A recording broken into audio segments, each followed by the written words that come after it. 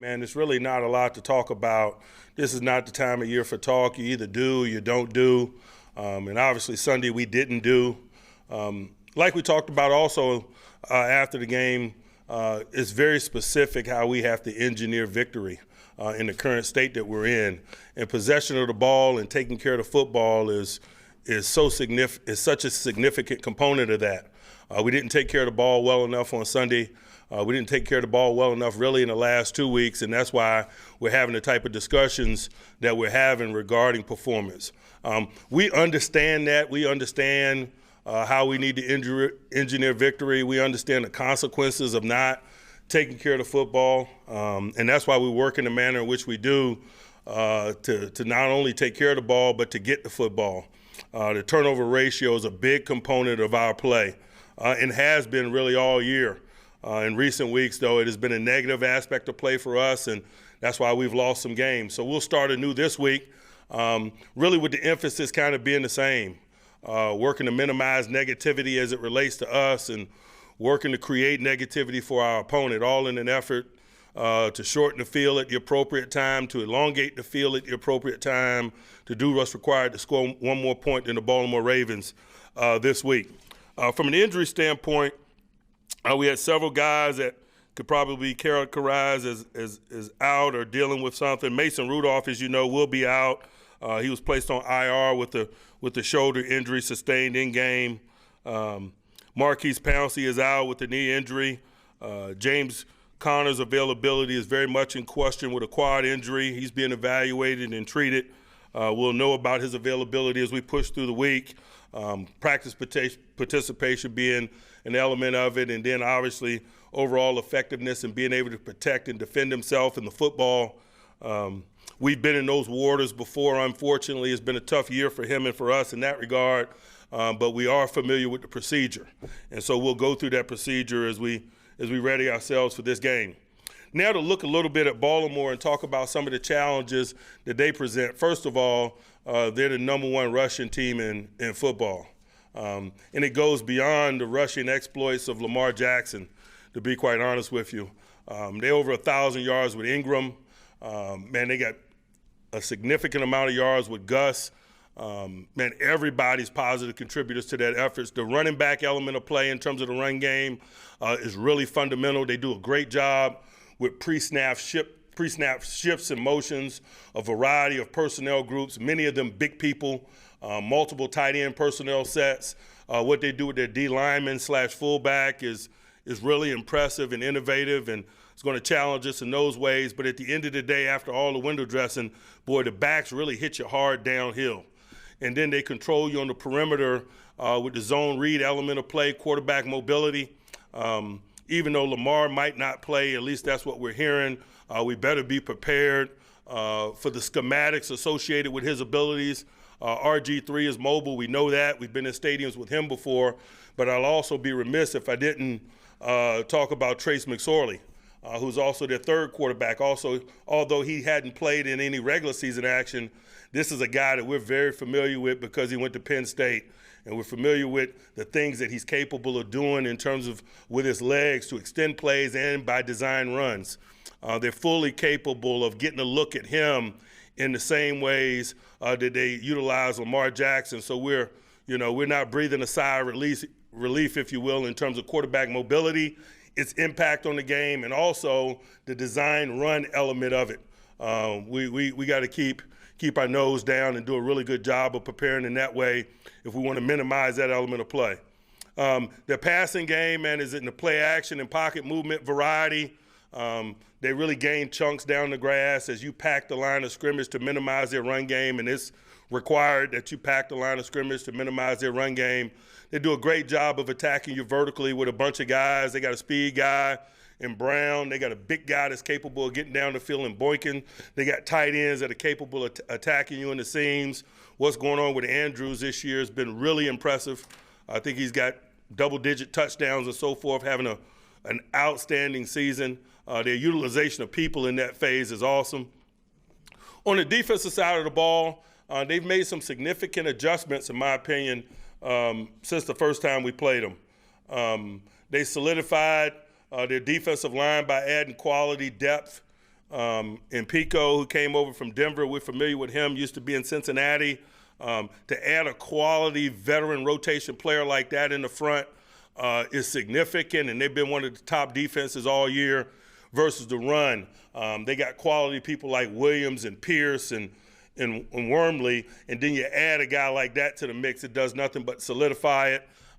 They were able to acquire L.J. Fort, who was released by Philadelphia. And, he's a veteran player that knows how to play, particularly in sub ball and special teams. And he's been a big component of play for them in those areas and an asset to them.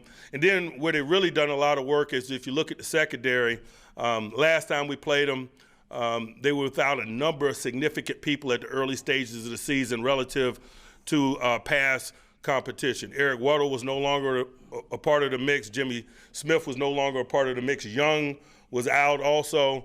And so they came into the game with a collection of some young guys in some instances, man. They've really gotten solid since that time. They've gotten Jimmy Smith back from injury. They've acquired Marcus Peters. That's really solidified him at the cornerback position, so much so that they're even playing Brandon Carr at some safety now. They're a tough nut to crack, and they're a tough nut to crack because of that acquisition and getting healthy at the cornerback position. When you've got the likes of Carr and Humphreys and Jimmy Smith and Marcus Peters on the field, you're able to cover people down and do so pretty effectively, and that's been one of the reasons why they've gotten after people and created pressure and turnovers, coupled with obviously their significant run game and time of possession that it creates on the other side of the ball. We're not worried about the myriad of scenarios that are capable of being discussed this week. We understand the position that we're in. We made the bed. We're willing to lay in it. What we're focused on is the things that are within our control as we stand here and prepare for this week, and that's our preparation and ultimately our play. The only thing that we can do this week is prepare for this game and go beat Baltimore, so that is our agenda. That is our focus. We're not going to waste a lot of time pondering other possibilities and such. I've been in these circumstances before, unfortunately. Many of our guys have. I believe that won't be a real issue for us in terms of making sure that the days are good days leading up to the game and then having the type of singular focus that's going to allow us to perform. Look forward to doing that. Look forward to doing that with this group, and we'll see where we are when the dust settles. Questions? Coach, what kind of skills and talents does Paxton Lynch bring to the pro game? He's got a lot of pedigree. That's why he was taken in the first round. In terms of our intimate knowledge of it or our comfort with it is not very high because of the time in which we acquired him and the nature of which you have to work when you're preparing to play games. We acquired him after the season started. We had two very young quarterbacks in front of him. We've been very thoughtful about making sure that they've gotten a significant amount of reps in terms of overall readiness. Obviously, we're going to work Paxton some this week, but what he's done to this point does not provide a great deal of comfort for him or for us because of the variables in which I just mentioned. Mike, you lost Ben Roethlisberger and Stephon Tuitt, a big player on both sides of the ball early. A lot of people wrote you off. What would it mean for you, this team, to make the playoffs without those two? I hadn't thought about it in terms of without those two or people writing us off. I'm just focused on the games and winning this game this week and letting the chips fall where they may. The standard is the standard for us.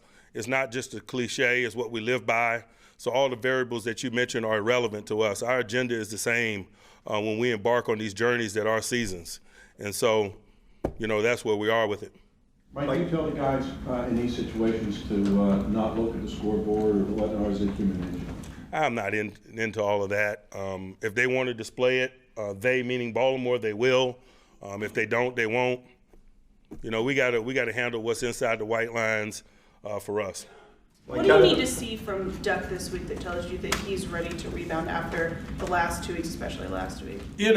Some questions get answered in stadium. There's nothing wrong with his preparation. There's nothing wrong with his approach, his attitude, and things of that nature. But the questions that you're referring to don't get answered until we get in the stadium. And I can trick myself in terms of seeking comfort and looking for clues and things of that nature. We're not in that world. We're going to prepare. He's going to prepare. And we're going to put our best foot forward, man, and go play this game and play it to win. Pouncey's injury a longer-term thing? I know you only have one game right now. I hadn't asked a lot about that. Really, I've had all eyes focused on this week and availability as it pertains to this week. I don't necessarily have the answer to that. Mike, why haven't you been able to lean on your running game more than you have this season? Because we've got young quarterbacks and young wideouts and people pack the box and we could perform better. So all of the above. How tough was it to find out about Mason, especially to lose him in last game and then know he's not available for the rest of the way? It's just part of football. Mike, what you had mentioned going into the Jets game, out of the Bills game, one thing that you had brought up about the run game was that you had a lot of running backs up and active, and it kind of made practice a little jumbled as far as who was getting reps and things of that sort. What about this week? Did it work out any better last week going to the Jets, and how do you delineate that even more this week? It did, but James got hurt 9 snaps in. So, so much for plans. We'll see how things unfold this week. That's why you always got to have a hardcore plan but remain light on your feet. Because this thing is very fluid. Things happen in game. I thought James had a great week's work preparation last week. We prepared to make him the featured guy. He got off to a good start. He got injured. And so that's just part of ball. We'll put together a plan this week based on the people that are at our disposal, and we'll believe in that plan. We'll execute it, but we'll also be light on our feet in case the unforeseen happens again.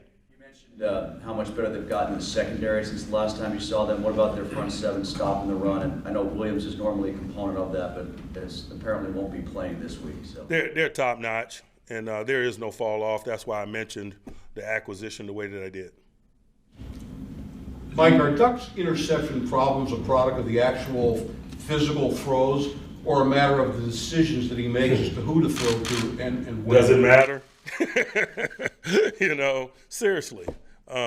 We got to take care of the football. You can make a bad decision, but a ridiculous, awesome throw, and it's irrelevant. You know what I mean? I mean that in all sincerity. We got to take care of the football, and some of that minutia is less important about intentions relative to performance. With that being said, Coach, of course, with players having the physical ability, that's why they're here, but there's also a mental component as well. Could you talk about the true essence of the mental morale, if you will, or ability to make those plays, and what goes into prepping players to be mentally strong in these types of things? I think, what you're talking about is somewhat mystical and gray at times, but I think having a hardcore plan, having a level of consistency in terms of the procedure that is preparation creates a constant that's an anchor for guys that allows them to build not only preparation but confidence associated with it as you get closer to game time. But ultimately, man, some of that stuff is intrinsic. Some of that is part of who they are, and their ability to bounce back, their mettle and so forth gets revealed as you get to know them. Ultimately, it comes down to how you play in game, and so we're cognizant and understanding of that. Rudolph getting surgery or anything, or No.